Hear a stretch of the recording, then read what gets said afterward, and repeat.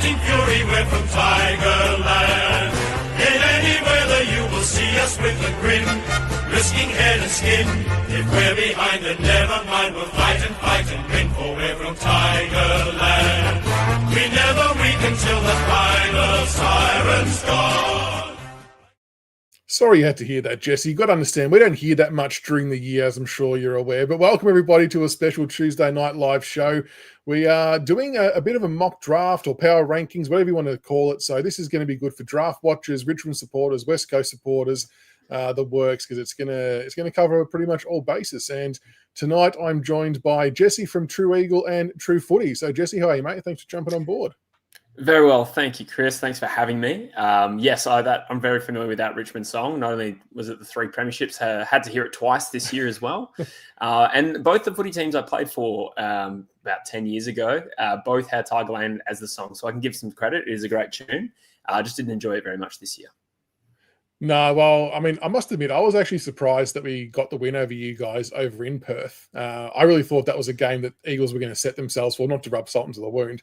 But yeah, it was nice to get the 4 points. But you do have a few Richmond's ex-players and ex-coaches and recruiting staff. It's almost like we may as well get close to merging. But how have you seen the arrival of, before we get into the draft stuff, how have you seen the arrival of McQualter, Baker, Graham? Now you got Tyler Young as well, who I think is going to be a really good addition. Yeah, so far so good. I mean, except for all the results, obviously. But I mean, in terms of my vibe on McQualter, I'm sure this is just one-eyed Eagle fan talking, but yeah, I got a really good impression from McQualter. Maybe it's just because he's such a likable guy, but he seems really intelligent and about the game in particular, and I think is a great personality for our young list. Baker is, he's become the heart and soul of the footy team already, and Graham's really added in a similar sort of dimension, rather, to our playing group. And then Matt Clark as well, probably had a shaky off-season in his first year with the Matt Owies pick 3 trade, but he's got plenty of time to win us back, and I'm really happy that we got Tyler Young. Yeah, Young is going to be a good one. I think he slots straight into your defensive structure.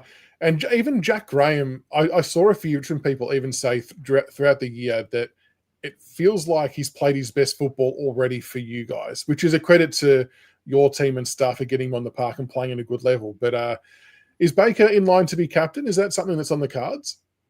Yeah, obviously we have Oscar Allen as a co-captain leaving the club, so there's a spot open. So I suppose the club has a decision, or the playing group, or if it's truly voted purely by the playing group, I'm not sure. I'm not sure if Duggan gets demoted, which I've seen suggested, but I think you can probably bet on a Duggan-Baker co-captaincy next year. And it's funny because in the lead up to Baker arriving, when it was sort of being put forward what the trades might look like, there was a lot of disgruntled West Coast fans about what they were giving up. And I can understand that, but I guess from a Richmond perspective, we probably always knew the value he would probably end up adding to your list. And I think last year it maybe started to feel a bit more justified for Eagle supporters. Would that be fair to say? Oh, totally. I mean, I always thought we paid about market rate for Liam. I certainly wasn't one of the fans that thought we'd walk into the preseason draft. It just rarely happens unless, Brisbane and Adelaide this year being the exception. I had no real issue with the price. I think my discomfort was probably the pieces we moved around to get there and ultimately not enter the draft until pick 16, I think it was. But the actual trade for Baker himself, I think that was the market rate for a quality player, and I'm not shocked to see how good he is, but I was probably, if anything, disappointed to see how much we relied on him this year. But yeah, he's a great player. We were the same. We relied on him, Mr. Fix-It, go and plug and play anywhere. White Twins got a question straight off. What do you think of the co-captain setup? Are you a fan? I'm not against it. Some people are. I think that AFL, as opposed to other sports in particular, I think is honestly less emphasis on just having like the right captain, as opposed to, I'll give you cricket as an example, right? I do believe that footy clubs really are more of a group effort. So whether there's one captain or multiple, we've seen that model work. I mean, Sydney and Brisbane have done that and won premierships over the last 20 years with those setups. It was, it's worked out, unfortunately, that, our co-captains last year, Oscar's left the club and had a poor year. And Liam, I also think, had a down year on form. So from an on-field point of view, it didn't really look good this year, but I'm not against the format. And I think Baker would be a very worthy co-captain too. Yeah, I think he will be. I think he definitely will be.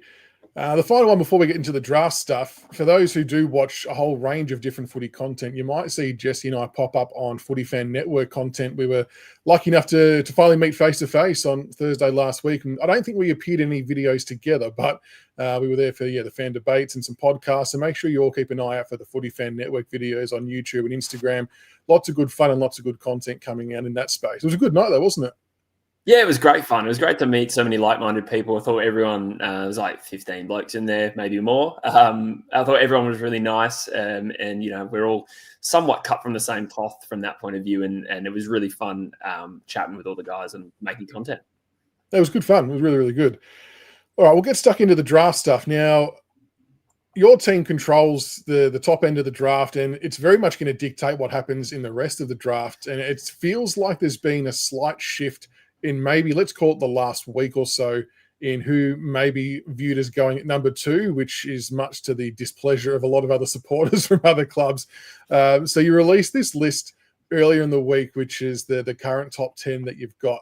We'll step through it. So William Dersma, you've got at number 1. I don't think, looking back at some of your other work, and pretty much a lot of other people's work too, that still just feels like the lock, doesn't it? It's a weird one because even if we look at last year, at this point in time, I don't even think Sam Lawler was even locked at number 1. So I guess there's still scope that can change.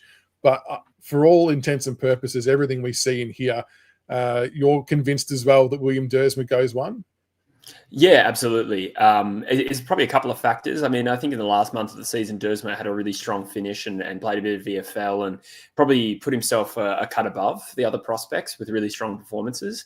There's also probably the variable here that some of the other best players are club tied. And I do wonder if Zeke Ewell and Dylan Patterson, Dan Annable were not already linked to clubs. I think it would be a bit more of a question mark, at least. I'm not suggesting it wouldn't still be Dersma. But I think because, 2, 3, and 5 or whatever, 2, 4, and 5, 2, 4, and 6 rather, I've got on that list, are club tied. I think it just makes the decision a little bit simpler. And you've got Zeke Ewell being bid on it too. This is where I think things will be interesting on the night. Now, I do think that Gold Coast have enough points coverage to just scrape over the line and go into deficit, whatever they've got to do. But do you see the bid coming at 2? I mean, in an ideal world, to really cause a shitstorm, it comes at 1. I don't see that happening because there's other incentives attached to the number 1 pick, which I think clubs rightfully want to give to their actual number 1 pick player. But you firmly believe that, I suppose, both our teams are going to bid hard early? Yeah, so my loose understanding, and I read someone else who did the math, is that Gold Coast can comfortably match bids at pick 3 and 4, if I'm not mistaken, so that the Richmond picks. Look, I don't have any insight as to whether West Coast would do it. We typically do play the nice guy to some extent because I think we're one of those clubs that's aware that what goes around comes around in this small league. Like, you're going to have to deal with Gold Coast again, right?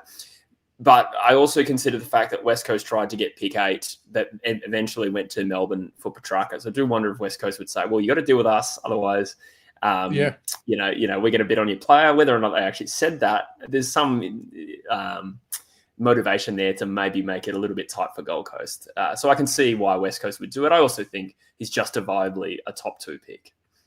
And that's the thing. Like, if either of our clubs bid on Ewell and Patterson, you wouldn't be mad if the bid didn't get matched and you got stuck with them. It'd be a good thing.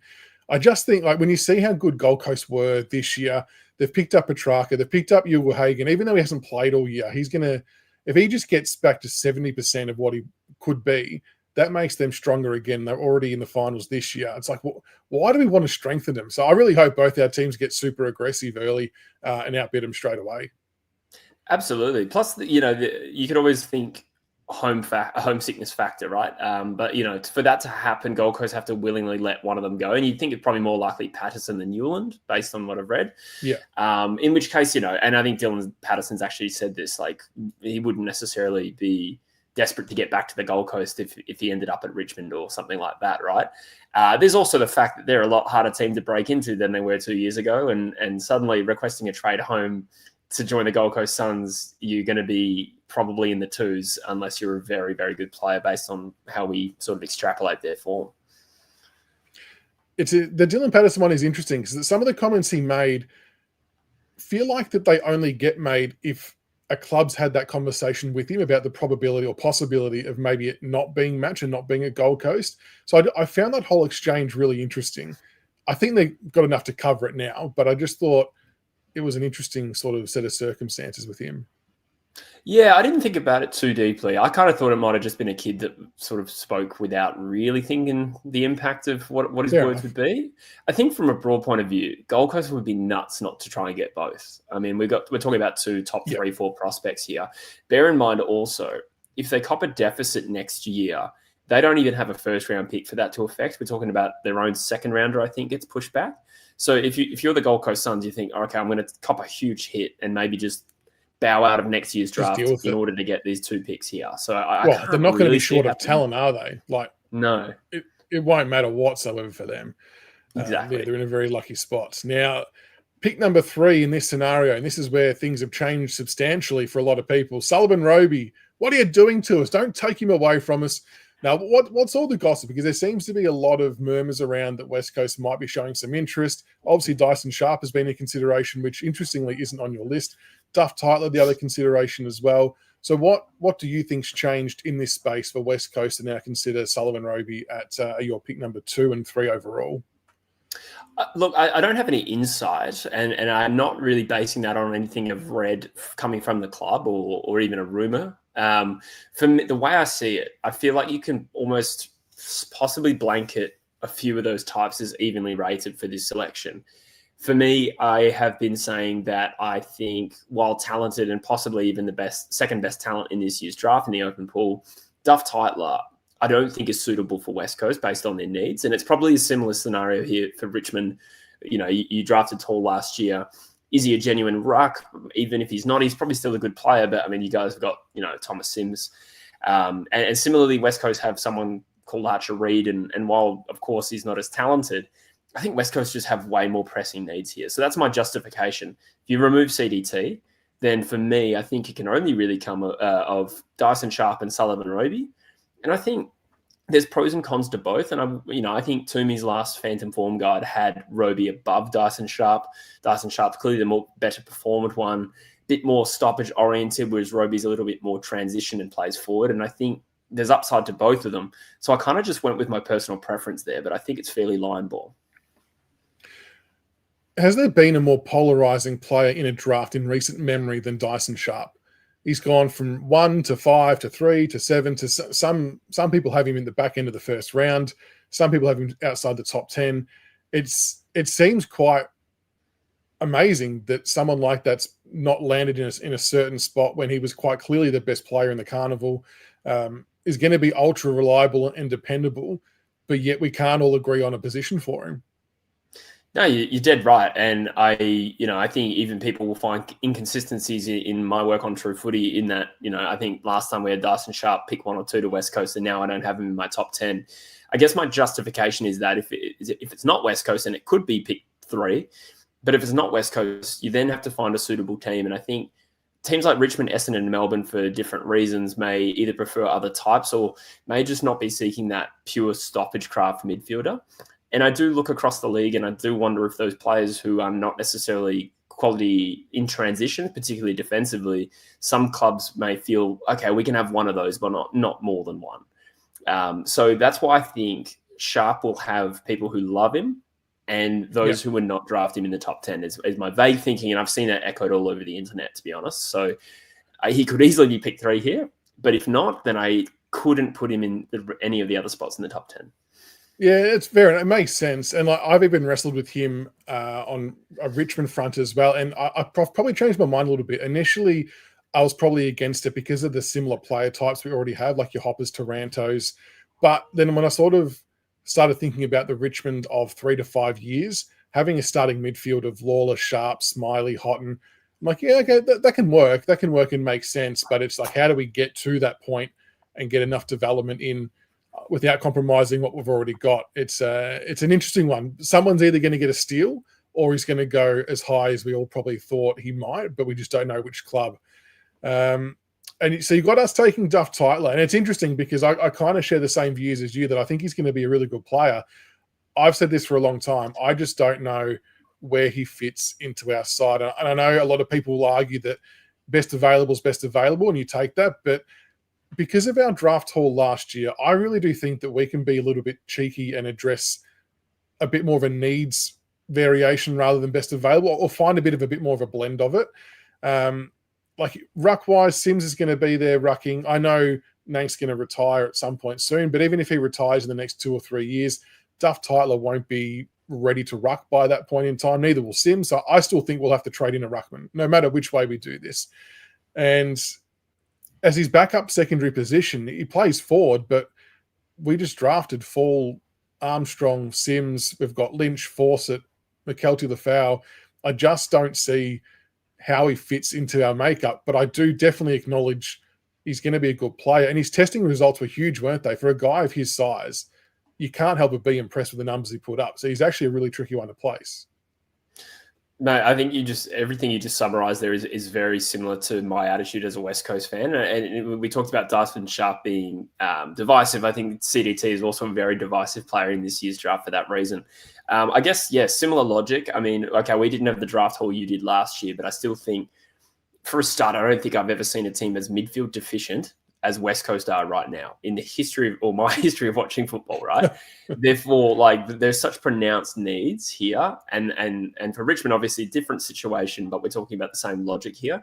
Archer Reid at least looks like one of our more promising prospects, as does Job Shanahan. So as a forward, I'm not sure. As a tap ruckman, I don't think anyone's suggesting that's actually Cooper Duff Tytler's game.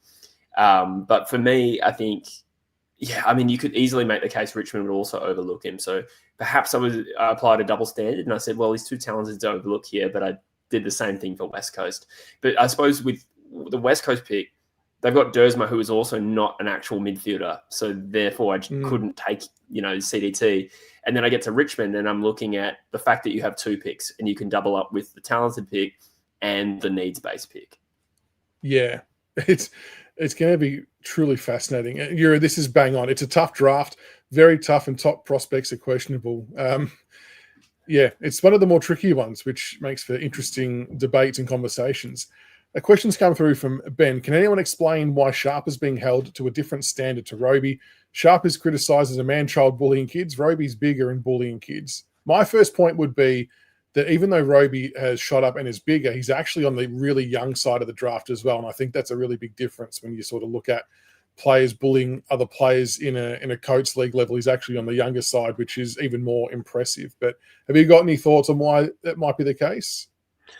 That's a great call. I think, to be honest, like my concerns and the concerns I've read, or not concerns, but factors to consider when deciding between these two players, it's probably a little bit more than simply, Sharp bullies because he's ready-made. I mean, that can go 2 ways with prospects, because sometimes that they get exposed at the AFL level, and sometimes after a few years they get that same advantage at AFL level. And then you get freaks like Harley Reid who carry on as an 18-year-old and still have a physical dominance in their first year. I think with Roby and Sharp, the trade-off is probably the dual positionality and the dynamism. And Sharp is really that centre square player. And it'd be on the transition where, maybe that's his weakness comparatively to a Roby. So in a way, I think Roby plays a little bit more of a modern and more difficult to attain style, if that makes sense.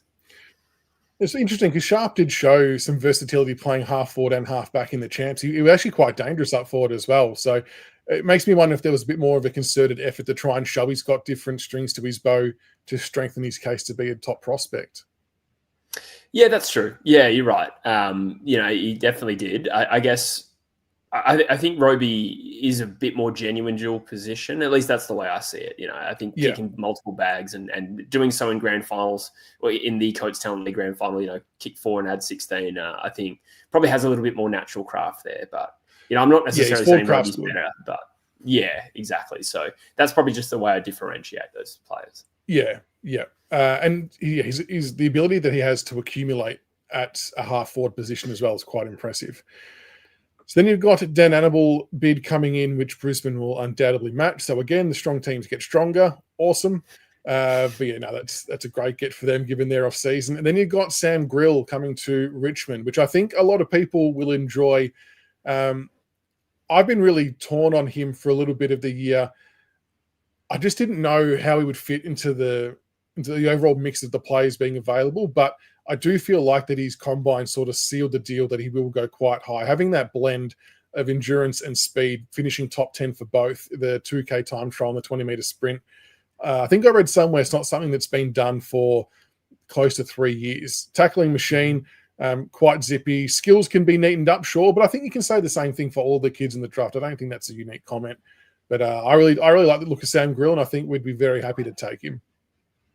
Yeah, absolutely. He's probably one of the more high risk, high reward types in this draft pool. Certainly at the top end. I guess my justification for Grill, and I do think it's a fairly flat draft. Like you could easily take a Xavier Taylor or a Sam Cumming. I decided to go for the midfield option. And again, we're looking at Richmond, who have drafted 3 mids last year, if you want to say Lawler, Smiley, and Houghton. And I think he's different again to all of them, and probably adds a little bit more of that spark and that speed and that first step, that agility is what sets him apart. So for Richmond, it's more of a diversifying thing. Obviously for him, it's probably ball use and maybe, developing that contested game. But if he does that, then you've got one hell of a player on your hands. Agree. And I was really impressed with his work with our VFL team. I thought he had a really solid couple of games. I think he averaged about 18 disposals. He had 3 tackles one game, I think 5 tackles another game. So he's sort of already shown he can mix it with the bigger guys as well, which is always a good sign too, because that can be a concern.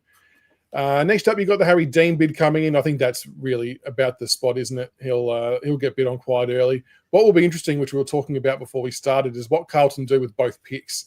Like one pick will have to get used to match the bid. Do they try and trade the second pick into the future to try and bolster up their stocks for Cody Walker? Do they shift it elsewhere, or do they just hold on to it and take a player? So there's a bit to play out for the Blues. Yeah, that's an awkward one. I think we've always seen clubs move picks when they have picks in a range that their bids are expected to come. I suppose what could happen hypothetically, right, is if Carlton hold both of these picks, we expect, maybe an Essendon, a traditional rival who could use a key back, would bid on them. It would absorb their first pick and actually just push their next one back a little bit, and they'd still have a first round pick. What would be funny and I don't think this will happen, but if they had both picks and then the Harry Dean bid came after that would be an amazing outcome for Carlton, where they can take like a Sam Cumming, a Xavier Taylor, and then the bid comes after. And maybe then the awkward thing is if a bid comes in after that, do they have enough points to match it without going into deficit next year? I don't know if they would, because I think their next pick after that's in like the 40s. Yeah, because they've also got Jack Eisner. Who did try and match for? Did they ended up trading with Hawthorn. Did they have 22? I don't know if you have that in front of you. I was Hawthorn that ended up with 22. I'm being silly. It was 43 and 54. Yeah, you did right. So that would create a hilarious little headache. I mean, they'd have 3 great players, but if they went into they'd either not get Dean or they'd go into a big deficit next year with Cody Walker.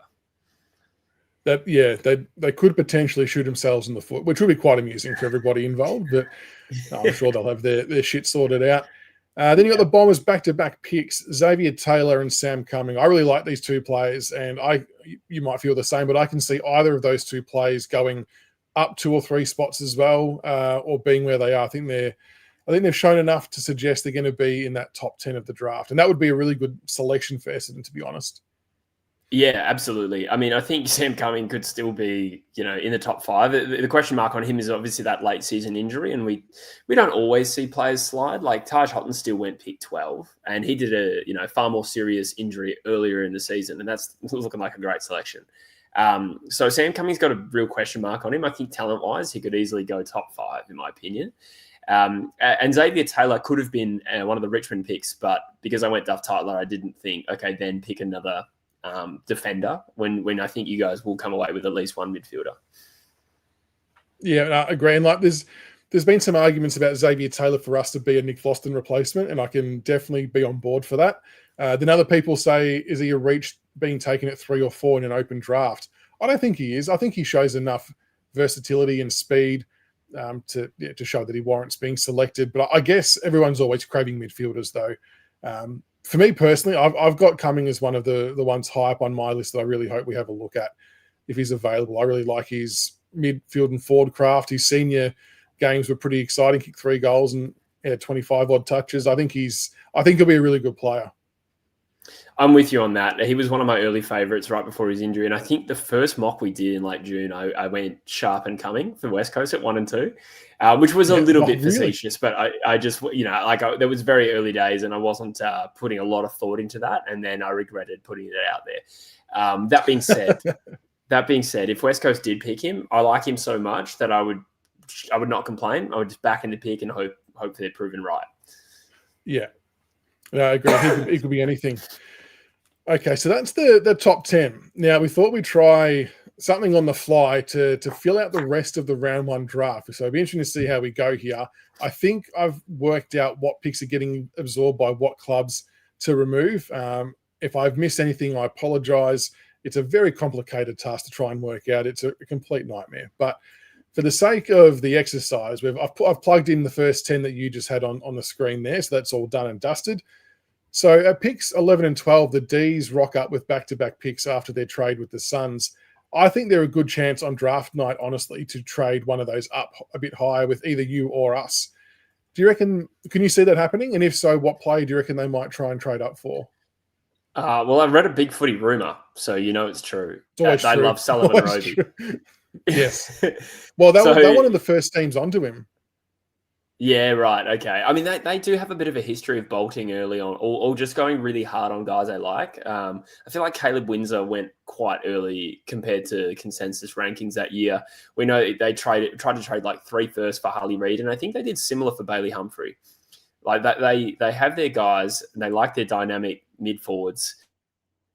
And I suppose you'd say Harvey Langford again.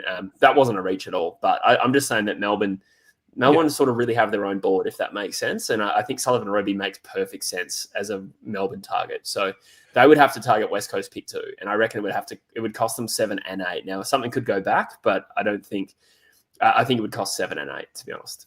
And that's the thing. If they trade with either one of our clubs, it's going to have to cost them an absolute shitload. Because, you got to make our heads turn, essentially. So it'd be interesting to see if they put an offer forward. I can see on draft night there's going to be a lot of time extensions because there's going to be a heap of phone calls going around in these first 4 or 5 picks. Yeah, especially when you got on the almost unique scenario where there's like 4 or 5 clubs with double picks. So it just opens up a few, different variables, I think. And I think Melbourne will be on the phone to a few clubs. So who would you have down with, if let's assume Melbourne take the picks as they are, back-to-back picks, who would you have them taking at this range? I think that it makes sense for them to possibly go tall with one of them on the basis that the last few firsts were, I think, 3 midfielders, Caleb Windsor, Harvey Langford, Xavier Lindsay, and Colton Folstrup, who's more of a forward. So there's a little bit of a history there of them replenishing their midfield. I don't think their midfield is complete, but I think you go back to Jefferson in 22, who hasn't really come on that quickly, and Van Rooyen in 21, I think they were their previous 2. I think Aiden Schubert would be a great fit for him, to be honest. And that's who I'm thinking. I think they'll go key forward. There isn't really a key back off the top of my head. It's a little bit early for Blake Threadgold, although I do kind of like the idea of him bolting. I think he's a really good prospect, but I think Schubert is the best available key forward, and I think Melbourne snap him up. What do you think? Yeah, I don't mind it. I suppose could be someone to. They got Brody Mychek in, but that's only a bit of a short-term solution. So they still do need some firepower up there. I don't mind that selection and the rationale behind it. Who would they take with their second pick? Would they go a smaller midfielder? Who do you reckon they'd target? In the absence of a key back or a ruck, which they probably do need, to be honest, Cooper Duff-Tutler probably would be a good fit for the Melbourne Footy Club, to be honest. But I think that they are unlikely to go Sharp or Greaves, in my opinion, on the basis that Harvey Langford was taken early last year. And I think is a little bit similar. And it's probably another player whose deficiency is speed, right? And Dyson Sharp is probably in the similar boat. So I'm going to say they take a more dynamic player. And I reckon they take Lockie Doverson off the board. Okay. They do have Cosy Pickett, but I reckon the modern game does lend itself to more quality smalls in the front half. And I think he is an outstanding talent. And I would love him at West Coast if we had a pick in the range, but we don't. He tested well too. He's actually got some pretty good vertical leap on him. I was actually surprised at his numbers, to be honest, that he recorded. at the combine. That's interesting. I can see why the Ds would take him, especially with Cosy Pickett doing a bit more midfield time as well, which I think has been a great move. Whether or not they stick with that with the new coach, I'm not too sure. I imagine they would, given the loss of Petrarca and Oliver. It would make sense. Okay, that's interesting. So we're up to pick 13 and there's still no Dyson Sharp. This is fascinating. So Hawthorn would walk in with the next pick. Who do the Hawks take? They need a midfielder. And for me, they did lose Warple, yes. And they do have Newcomb, but obviously I think they can support that. So for me, it's either Greaves or Sharp here. Who do you think? We'll go Sharp. It's funny because I would have gone Greaves. Would you? Look, I don't think Hawthorn really fear drafting interstate talent, to be honest. So yeah, maybe club shouldn't. Like, you got to back yourself to be good enough to hold on to the talent no matter where they're from. True. Yeah. Yeah, unless you're, specifically West Coast over the last couple. I can understand why they've gone risk averse, but then with Harley, they decided it was too good to pass up. Yeah, exactly right. And then, we're sort of getting to the stage of the draft here where someone like Jai Farrow from WA would probably come into calculations. That's a great call. I am just going to have another look at my notes here. So, Ollie Greaves, I don't know. He probably does also diversify what they've got and just sort of naming, because they've got Jagger in terms of the young midfielders. They've gotten the Campriolis, who are more, on the wing as far as I can remember, wing forwards. And they've got Cody Walker. So Greaves, again, would be quite different. But Farrow probably is also a player that would make sense to them. I think they went a few years without drafting, and I think to some extent there is a blank canvas with the Carlton. Bearing in mind, they're going to get mid forwards. Jack Lyson is another 190 centimeter midfielder. So I think that Farrow call is a good call. Oh, we'll go. I'm happy with that. Yeah, I really like him. I think he's the kind of guy who does have potential to go a few spots higher as well. You mentioned see where he lands, but I could see him filling a not a bad need for the Blues. The Giants up next with pick 15. They are another team who are notorious for just picking their guys, if you know what I mean. And they love their small forwards. I just cannot see a world where they go again on a small forward. But they do, they leapt early on Phoenix Goddard. Harrison Oliver went fairly early last year. And Ollie Hannaford, again, another small forward. Darcy Jones was a bit of a slight reach at the time, and then he turned out to be a star. So I'm honestly just having a look through some prospects here. What about... so you reckon that rules out a Javan Philippou, for example? Or Hibbins? That's one of the players I was considering. Yeah, I think... You could go Philippou. You could go Mitch Marsh. Again, that's not a midfielder. I do think they probably should go a midfielder, to be honest. And I don't think it will be Greaves. They do show a bit of an aversion to drafting Victorians, to be honest. So they could go somewhere weird. But I'm going to say Philippou is a good shout. Go Philippou. What did you make of his comments saying that if he was to draft, he would take himself at number 1? Yeah, that was interesting. His brother did the same thing, I think, Mateus. Did he really? And and Elijah Hewitt did the same thing in 2022. I mean, I don't mind the confidence if you can back it up. Yeah. I honestly, I think it's harmless. I think they're big personalities, the Philippou brothers. And that was something I was hearing prior to the 2022 draft, was the personality. But he seemed, well, at least watching Mateus, he seemed very passionate and loyal. So I think it's a safe bet. I didn't mind the comment at all. I thought it was kind of funny. Comes from a good spot. Yeah, I don't mind it. Don't mind a bit of swagger. Leave the personality in the game. Yeah. So pick 16 would come back to you guys. Who would you be looking to take with this pick? I would have gone, I think it would have been so silly had Dyson Sharp still been available here. It would have looked like I manufactured that result. So I'm kind of glad you took him off the board here.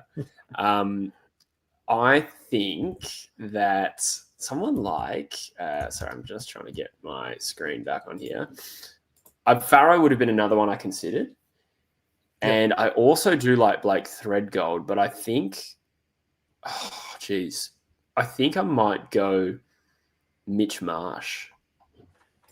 Not that it matters, but as a forward, or do you see him doing some wing work? I do think he has the potential to play a variety of roles. And I don't sort of pigeonhole him as that sort of undersized key forward. I think he can play a little bit higher, and he's got the skills to affect people, play up the field. And I think West Coast just lacks forward half potency in general. Like we have smalls, we have talls. It's just not a lot of quality, other than Jake Waterman and some talented guys like Shanahan and Archer. I think Mitch is a distinctly different type of beast, and I think his foot skills in particular could be handy for what West Coast need. It was either that or Josh Lindsay for me. Speaking of Josh Lindsay, where does he fit into the ranks? A few people have cottoned on that he hasn't been mentioned yet in this draft. We've got the Bulldogs now. Now, honestly, the first name that came to my head for the Bulldogs was Hibbins-Hargraves as a bit of X factor. Going into a team that's already well established, I think would make his role a lot easier. He can be a lot more adventurous with his, I suppose, movements and the way he plays. Yeah, no, totally. Sorry if I spoke over you then. I didn't hear you talking at the same time. Must have been a bit of a delay. Hibbins-Hargraves, again, he had another player with a strong finish to the year where his production really went up. And, maybe he can be a bit more of an accumulating high half forward who kicks goals. Do they need it? I mean, their forward line has potency. Do they need a halfback flanker more? They probably do need a midfielder as well. I'm torn here. Are you thinking Hibbins-Hargraves? Well, I mean, Hibbins-Hargraves, do they have a need for a halfback? Is it Josh Lindsay someone that's on the table for them at that pick? I think it could be a go. They've just recruited Butterick, but I mean, he's a distinctly different type of player. I think Lindsay's, probably a little bit smaller bodied than, say, a Xavier Taylor or a Jacob Farrow, right? That's probably the distinction between him and those types. He's not probably as defensively sound, but he is quick and nimble and very, very skillful. So what you get from him is really good offensive punch. And I think all clubs could use that type of style. Yeah. I kind of like Lindsay for him, but, this is collaborative. We'll go Lindsay. And I think with how offensive the Bulldogs are, I think he suits their game plan well. And I think they can kind of cover maybe better for his deficiencies than other clubs. Like I know Richmond was spoken about as an ideal fit for him, but I just don't think that we can cover at this stage the lack of sort of defensive side of his game just yet, like a good club can. I think he could be a solid fit for the Bulldogs. Adelaide Crows would come in next. And there's still a few SA talented players on the board with Matt Leray, Harley Barker, who could be in the mix. If they want to go local, they may want to venture outside of SA. Yeah, absolutely. Do you feel like it would be a cop-out to have like a bid on Max King? It probably wouldn't come here anyway. Or should we just keep punching through because that would only take away from it, wouldn't it? You would just stick with the open ones, I reckon. It's too hard to work out the math on what it does to everybody else. Yeah, totally. I'm looking for a suitable midfielder here. I reckon it could be... Greaves. I was thinking it could be Greaves because this is quite late for him now. We've let him slide a little bit. Yeah. I think they do have a distinct need for a midfielder. Oscar Taylor was another one I considered. Hibbins-Hargraves, again, is probably just more of what is already a strength for Adelaide, and they're likely to add Archie to that. I think it could be Greaves. They do need to replenish their midfield. Do you agree with that? All right, I can be all on board for that. Ollie Greaves to the Adelaide Crows. That is a bit of a slide. What do you reckon, like if this was to pan out this way, what do you think has been a reason why Ollie Greaves may have slid a little bit in some people's calculations? To be honest, it could be honestly just the fact that he's pigeonholed as that type of style of midfielder, that big-bodied midfielder. And then for me, as we're going down the order, it's just the suitability piece. Like Melbourne having gotten Harvey Langford, Carlton probably could have gone him. That was probably the most suitable one, but we ended up preferring Farrow. The Giants have Tom Green and now Clayton Oliver. West Coast probably could have gone him as well, justifiably. And the Bulldogs also, having taken Riley Sanders recently, I just think there's an argument against just about every pick for Greaves, but it's not really a talent thing. And then now had he lasted one more pick, I also would have said Geelong have some other big-bodied mids, and Warple just joined the club, and they've got Mitch Nevitt and some other guys they've invested in. So I think it's a bit of a steal for Adelaide. It's funny because I think the same kind of principle applied to Harry Armstrong last year, who for a lot of the year was touted top 10. Actually, I made a video saying how I thought he could get to our 10th pick, and everyone sort of laughed at me, said, no, he's going 5 or 6. And then we get him in the 20s. And to your point, it wasn't because he's no good. He's obviously quite talented. It was just all circumstantial that clubs already had players in that mold and they didn't need to keep doubling down on it. So I can see Ollie slipping because of those reasons, but you can equally see him going high because of the talent that's possessed, and all it will mean is someone else will slide in, which will be a bonus for another club. Yeah, exactly. So we've got the Cats next, and they're a tricky one. I mean, I would have said they're a team that's perennially in contention, right? And so they're always they're probably scanning the trade market for, established players that can fill genuine weaknesses. And in the draft, they tend to like pick up these random guns at pick 55 who become quality role players. Yeah. And as such, the success rate early in drafts isn't even that strong. I think they could probably take the punt on Hibbins-Hargreaves here. I think they're the sort of club who you could back in to get a player who maybe has consistency issues and finding the footy. At that sort of system, they can carve out a role for him, and they can be patient. They've got a quality team, and he might have to bide his time in the VFL, but that's probably exactly the sort of perfect development pathway for him. I agree with you, but I don't like it because I can see it turning out exceptionally well for them. Just with the match-winning ability that he has, standing up on the big stage, you just know that in 3 or 4 years he's going to be shooting lights out for the Cats if this plays out. Totally. I mean, it's not like they don't have players that are match winners in the front half, like Brian Myers and Tyson Stengel, even Jack Martin at times, and Ollie Henry when he's playing well. Like there's players who win games in their front half already, but I think this is a good needs one. Maybe Ollie Greaves could have been more suitable, but I'm happy with this. He's been one that I've always maintained that if we split picks at some point in time, it was probably more when Gold Coast still had all of their picks. I think it's off the table now for us, but if we would have somehow have ended up with a pick in the teens, he would have been the one I would have gone for as a secondary play. I really liked him. A few calls for Threadgold in the chat. People are starting to wonder where he's going to slot in. He's an interesting one because I've even had a few people say that they can see or hope that he slides to our pick 38, which will probably come into about pick 33. I'm not sure whether he'll last that long, but we've got Fremantle up next, who do have, I suppose, a bit of an older backline. Maybe a fit there. It's not a bad shout. I know that they drafted Ollie Murphy last year or the year before, but he obviously hasn't played a game. And Alex Pearce is 2 years away from captaining Tasmania. I'm trying to think call. who else I like they have. it. Yeah. Then there's Luke Josh Ryan. Draper. Yeah, they got Luke Ryan. But I just think as far as depth goes, I'm reluctant because I think Threadgold's a gun, and I don't really want to pick him for Fremantle. Oh, yeah, I can see why that's conflicting for you. Yeah, okay. Yeah, look, the Fremantle do have a very balanced list. So if we're talking needs, I don't think they have any really pronounced needs. Maybe another like really quality small forward, but they've got Shea Bolton and Murphy Reid at the moment, Switkowski. And they've added Judd McVie for that runoff halfback. I was considering Oscar Taylor, but with the inclusion of McVie, I'm happy to go Blake Threadgold. I think they'd be very happy with that. The other one I was thinking, and maybe could apply for one of the next two teams, Harley Barker. I know he's going to miss most of the year, but teams are always in the market for a relatively good winger. I'm secretly hoping he slides to our pick in the 30s. I think I'm being really hopeful there. Can you see him sliding into any of these last two spots in the first round?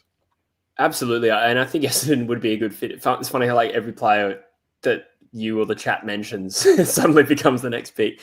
Harley Barker is certainly a very exciting prospect. And obviously he did an ACL. Now we know that sometimes can affect a draft ranking, but then, Taj Houghton's a really positive story that, it's not really a big deal.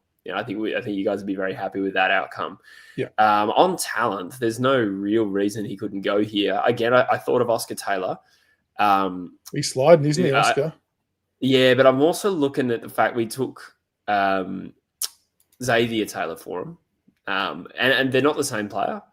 But again, Essendon has a bit of a bumper draft hand and they probably want a bit of a mix. They definitely won't go a small forward because they've got two academy players coming up not long after these picks, and they got Kako last year. So in the absence of a really strong midfielder, like maybe they'd bid on Jack Ison, but if we're not going to do that, I don't mind the Harley Buck. Oh, what about Bo Adensall? That is another good shout. Well, yes, for the Gold Coast Suns, but you can pretty much lock in that he won't be matched.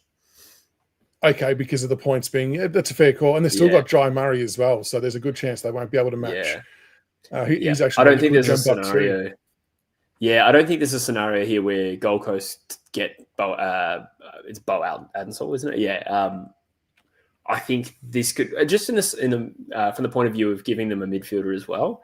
That's distinctly different to Sam Cumming, and they've had a number of early picks in recent times. The largest starters, what do you call him?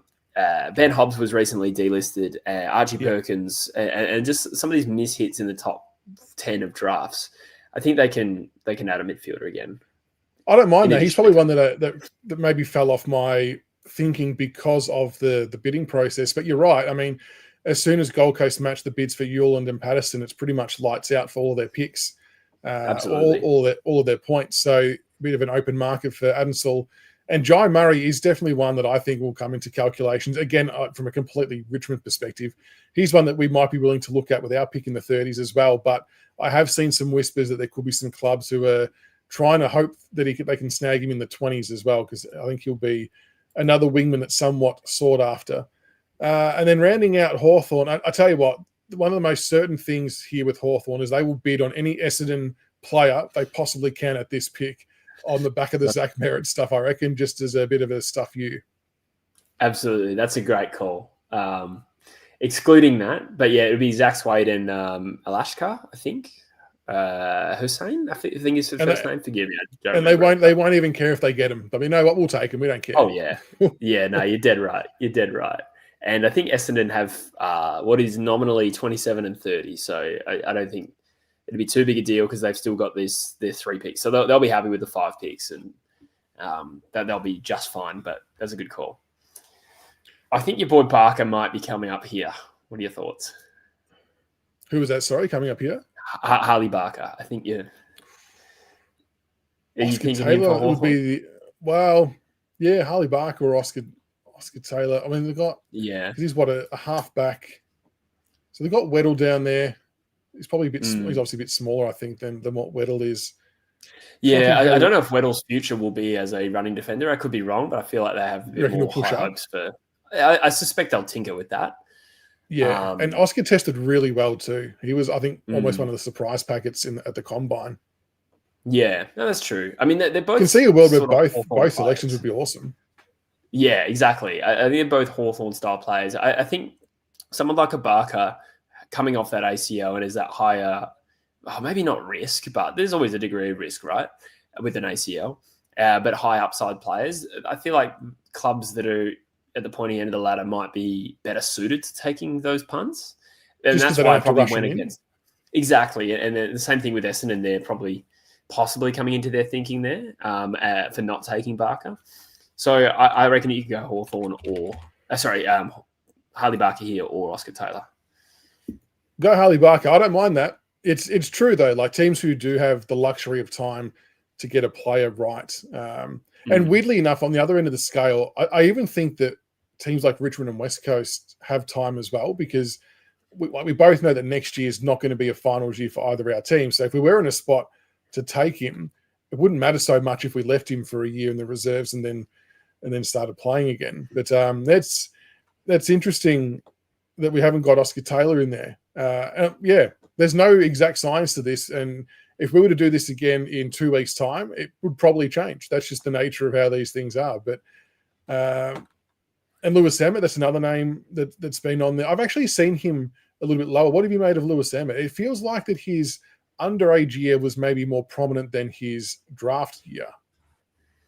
No, you're dead right. I remember at the start of the year he was talked about as top 10, I reckon. Certainly first round as a player to watch this year. I will plead a bit of ignorance. I haven't really followed him in particular in terms of how his form's gone this year. And again, as that sort of forward ruck type, you got to sort of wait for a club that needs that sort of player to come into the mix before you take him in a phantom. And I don't know, maybe we'll be past one there.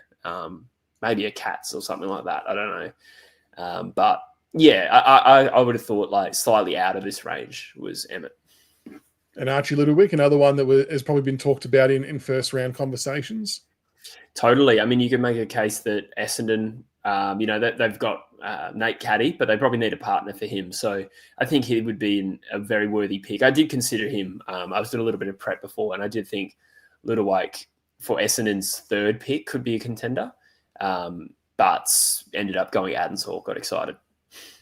Got excited. Enough. Stat chat, how are you as an Eagles fan enjoying the lack of bid for Tyler Williams? What's Tyler Williams' story? What position and what type of player is he? Yeah, he's a small forward through West Coast's NGA. He had a pretty strong back end of the year and then a really strong combine. And he played a waffle game for West Coast as well in that dreadful team that we have in that competition. Not like our AFL team. That's fantastic. But he's quite a dynamic player. He actually doesn't kick a lot of goals. If you look at his stat sheet this year, I think he kicked like 5 or 6 goals all year, but pretty good transition player, very skillful, very agile. And the narrative I've heard is instead of being like a really late pick, he's now considered a chance in the top 20, 25 for a bid. And that explains why West Coast shuffled around some picks. They have 2 in the 30s now because I think they're well aware of that. So I'm excited for him. You could make the case that it could have been a bid by now, but I'm not shocked either. And to be honest, I didn't think of it either. Okay, so you're not trying to hide him from me. You don't think the bid would have come. It could, you know what, though? Actually, I think Fremantle were interested. So if there was going to be a pick, it could be Fremantle's 20. Oh, okay. Interesting. Yeah. But we did say no bids anyway. We did. Carl, you took that next question right out of my mouth. From another WA talent perspective, Fred Rodriguez is another one who last year was touted top 10, sometimes even top 5, to be honest, and then has sort of fallen away in a lot of calculations. And I'm kind of not too sure of the reason. Any thoughts on where Fred Rodriguez might land? He's another one that I'm kind of secretly hoping slips to our pick in the 30s, but that could be a bit of a stretch. I think he could be there. As for the reasoning, yeah, look, Fred is another player. I mean, this happens every year, but one of those players that was considered top 10 even, who has slid. And you know what? He was well performed. He was, well performed for WA. I'd say the narrative is a little bit similar to the Dyson Sharp, except Sharp, won the Lark and was better. But Fred was good. I'd say probably, again, we're talking about he's not purely a stoppage player, but it's probably the leg speed and therefore the ability to defend on transition, which I think the shift to this more modern style in the game is seeing mids like that a little bit discriminated against. But he's a well-performed player. He'll get drafted. I won't expect it to be in the top 22, so I reckon it's getting close. And the other one that we heard a lot about last year was Riley Onley, who, again, I think was touted in the top 10 areas, and he's kind of fallen away too. I know there's been some question marks over his disposal efficiency. He's a bigger guy. I think he's 195 centimeters. So I liken him to maybe what Josh Smiley is sort of like, even though we haven't seen him at AFL level yet. But any thoughts on where Riley Onley might fall and why he's maybe slid? Because he was definitely one that was in conversations at the top end. Yeah, you're right. Look, it probably falls under the Emmett category as well. I'm not going to pretend I've really got a good handle on why he's slid, other than it's perhaps lean again on the big-bodied midfielder narrative. If they're not good on transition defending, then you've sort of got to look for a team who really needs that. And I do think that he will get picked up, and there are teams that need that. And you could make the case that if Essendon at 21, still don't have that big-bodied midfielder, they could. That's a narrative that's been linked to Essendon for years, is not drafting that big-bodied midfielder, or they're needing one. And and I think that's a suitable pick, but I would also be surprised if he goes that early. Fair enough. Makes sense. Where was the comment? Tom, yeah, we do agree that he could go to the Hawks. That would be one that you could definitely see happening as a Gunston replacement, even though he's just come off a career best year. I suppose he'll have to hang up the boots at some point. But to recap the entire mock for the first round, we've got Dersmer at 1 to the Eagles, Ewland at 2 to the Gold Coast Suns, Sullivan Roby at 3 to West Coast, which is not what we want to see. Dylan Patterson at 4 to Gold Coast with a bid, which should then, in theory, wipe out Gold Coast bid matching abilities. Richmond, Duff Tightly have got at pick 5. Annabelle at pick 6 to Brisbane. Sam Grill, pick 7 to Richmond. Harry Dean, pick 8 to Carlton. The Bombers with back-to-back picks, Xavier Taylor, Sam Cumming. Melbourne with back-to-back picks, Aidan Schubert, Lockie Doverston. Pick 13, Hawthorn, Dyson Sharp, which I would say is one of the sliders of this particular mock, but there's been plenty that have got him going around this area or height. It's going to be truly fascinating. Jacob Farrow to the Blues at 14, Javan Filippo to the Giants at 15, Mitch Marsh to West Coast at 16, Josh Lindsay at the Bulldogs at 17, Ollie Greaves to the Crows with 18, Noah Hibbins-Hargraves to Geelong at 19, Blake Threadgold to Freo at 20, Bo Adenstall to Essendon at 21, and rounding out Hawthorn with pick 22, Harley Barker. I guess when doing these types of exercises, I think the one word that's been thrown around a lot this year with the draft is it's a weak draft. And I think a lot of people subscribe to it, but I reckon as the year's gone on, I think the definition, has had to shift from weak to even. Doesn't mean it's strong or super talented like other drafts have been, but I think when you sort of look at the players in the groupings, or if you were to bunch a heap together, it does feel like that it's a fairly even draft, which is why these mock drafts are so hard to nail. Totally agree. Like this is, last year was even too. This one feels as even, maybe not as deep. That's probably where I'd say that there's the difference with this draft. It's the depth of that talent. Last year, I forget. I read an article today. Last year had a really high number of picks. I can't remember if it was like 71. This year, there's an expectation that it could be anywhere between 44 and 57, which would make it probably the lowest number of picks in 20 years. I don't think it'll be 44, but the max they're anticipating is 57. So that does speak to the lack of depth. But I do agree that, that there's probably a lot of talents in these drafts that can go either way. Your Hibbins-Hargreaves, your Harley Barkers, and even at the top end, your CDTs and your Dersmers. There is some variability there as opposed to those like full package midfielders you get in other draft, or players rather. Certainly in 2021, we had an unprecedented number of well-rounded, locked and loaded, ready to go talents. This year, it's a little bit more speculative, but I still think there's some good quality to be had. National recruiters are going to earn their wage this year trying to get this ironed out. Feel free to send through some questions quickly, guys. Birdman wants to know, what would you take that's fair for a trade-wise for the Roby pick? Oh, there's fair, and then there's what I would ask. I think it has to. It's got to be overs. There's whether it doesn't matter what club was in that spot. If anyone's coming after pick 1, 2, 3, or 4, they're paying through their nose. But I suppose there's still an element of fairness within that. What do you think looks to be about right? I would part ways with it for Melbourne 7 and 8. And if they said throw 34 back at us, I would say, well, give us something else back because we need to match a Tyler Williams bid. So even if it's like to a 7 and 8, and then, we swap 34 with 37. But, that's the stance I would take. Like we'll hold on to the pick and take Dyson Sharp or Sullivan Roby or even Cooper Duff Tytler. Or, you can make it worth our while. And as you say, these, as you would know as a Richmond fan, if you live trade in particular, there's a premium paid for that, the Matt Whitlock effect. So, that's the stance I'd be taking as a West Coast fan. Is it a little bit overs maybe? But it has to be over. I think if a team's trading up, the supporters of that team can't be shitty if they're paying overs, because that's just the reality of it. If there's a player there that they think they desperately, and this is where it can be hard to get a gauge on, because the players that are available, clubs will rank differently. So someone might want to move heaven and earth to get to Sullivan Roby, and if you make enough noise that you're going to take him at 2, even if you don't plan on it, but if you make enough noise around it, the offers will start coming on draft night, and someone's going to panic and make a North Melbourne type decision and hand over more than maybe what they should. And that's I actually really like the dynamic part of the trading on draft night. I think it adds a pretty cool element. Absolutely. And then there's the premium you pay when you're dealing with futures as well. And that, again, is compounded when it's 2027, which you can obviously trade now. Because the two factors, obviously, futures, there's the delayed gratification. You got to wait for another year. And then there's the variability of it, right?